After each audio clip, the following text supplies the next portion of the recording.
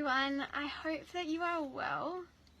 As we're thinking about the decisions we're making and what we are investing in, it poses the question, what's distracting us?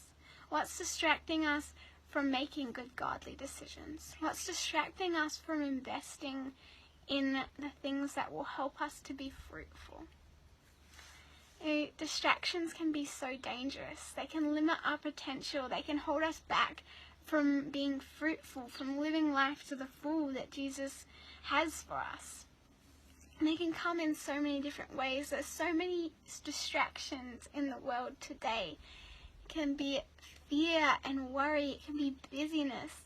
It could be habits that we've got into that are not beneficial, or seeking things that are attractive but aren't good for us. There's so many distractions and it comes in so many different ways. It may be completely different to you. I want you to think about what is distracting you, what is holding you back from taking the opportunities that God has placed before you.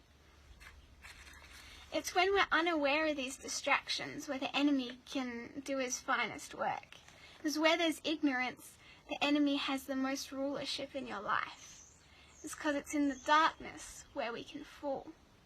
But it's in the light where we can see, where there is knowledge, where there is truth, where there is God's goodness. That is where we can flourish. We need to be intentional about where we're investing, where we're paying attention to, what our focus is.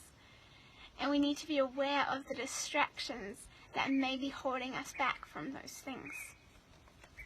It says in Matthew 6 verse 21, "For where your treasure is, there your heart will also be." Where we're paying attention to, where our focus is, where our value is, that is where our heart is.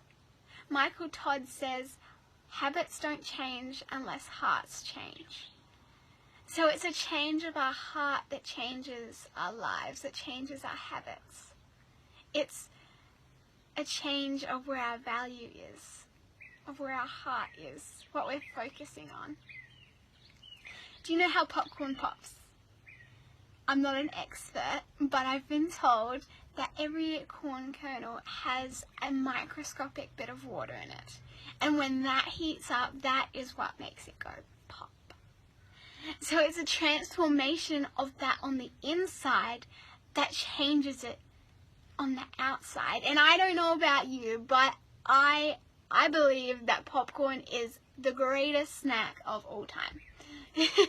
And so when the Holy Spirit changes our hearts, when He does a working on the inside, that is where the outside changes and becomes attractive.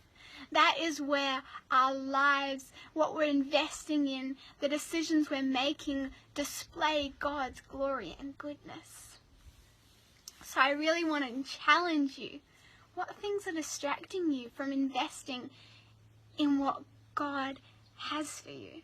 And are you being intentional about the Holy Spirit doing an inward working in your heart to transform your habits and your lives? God bless you all.